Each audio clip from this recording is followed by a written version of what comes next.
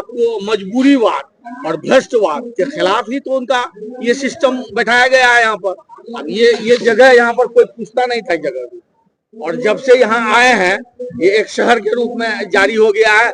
अब बोलेंगे कि जीतन राम मांझी बोलेंगे कि नहीं, ये अमित शाह बोलेंगे कि ये सब मेरा बसाया हुआ नगर है।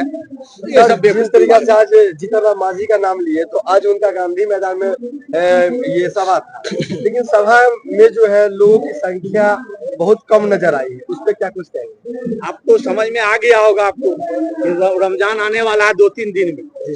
सभी मुसलमान भाई जो है, पूरे देश के मुसलमान लोग अपने अपने रोजा की तैयारी कर रहे हैं।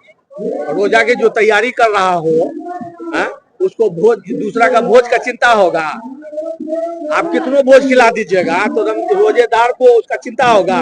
वो अपना चना और चना दाल खरीदने जाएगा कि आपके यहाँ जाएगा।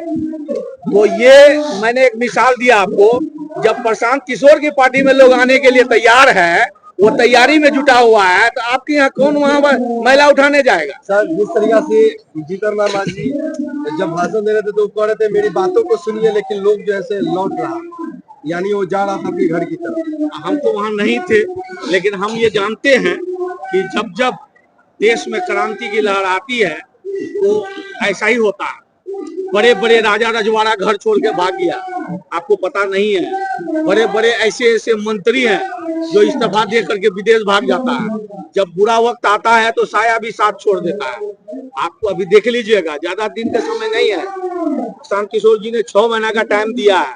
6 महीना में आपको खुद ही सब कुछ पता चल जाएगा। जिस तरीके से बोले कि बड़े बड़े रजवाड़ा जो है घर छोड़ के भाग जाता है, ऐसा कुछ लगा कि स्टेज पे नीतीश कुमार जी भी अपनी बातों को जनता के बीच में नहीं रख पाया, छोड़ कर निकल गए। ये तो आपको अच्छी तरह पता है, नीतीश कुमार अब उस लायक नहीं रहे, उस लायक रहे ही नहीं। क्यों? ये उनकी मानसिक हालत को सब जान रहा है। वो जो है चारी के भरोसे जी रहे हैं। अपनी उनकी अब कोई कार्य क्षमता नहीं रह गई है। अगर कार्य क्षमता होती तो उनका अफसर सब जो हर जिला में चोरी डकैती बेईमानी चिनारी और रंडीबाजी कर रहा है और पब्लिक का पैसा लूट करके अपना अपना गहना अपने बीवी का बच्चा का घर बढ़ रहा है, तो वो नीतीश कुमार एक दिन में उसको राज का मजा चखाता। लेकिन वो तो चारी के भरोसे है। वो अमित शाह और मोदी जी का चारी लगल है उनके पीछे। वो चारी के भरोसे मकान कई दिन टिकेगा? ये आंधी आ रहा है। आपको कल का प्रोग्राम में थे आप लोग? सर, कल की प्रोग्राम की जब बात आती है तो एक सवाल बनता है कि कल जो प्रोग्राम हुआ था वो होली मिलन समारोह एक पर्व की तरह मनाया गया था या जन सुराज अपनी शक्ति प्रदर्शन की थी? आप एक बात जान लीजिए, ये सियासत है। सियासत में सब कुछ सियासत होता है, यहाँ कुछ नहीं होता है।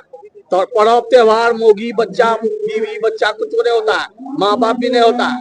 ये सियासतें होता है सब, और सियासत है ये। सियासत में अभी सब बच्चा है।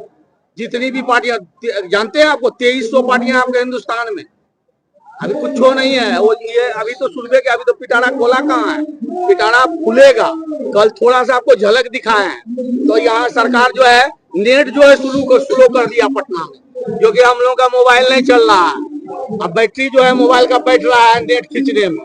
आपको समझ में नहीं आ रहा है? तो जमीन खिसकने लगी है। सारा कार्यकर्ता यहाँ आ गया है। आप देखे नहीं, कल 10-20 हजार सिर्फ कार्यकर्ता था।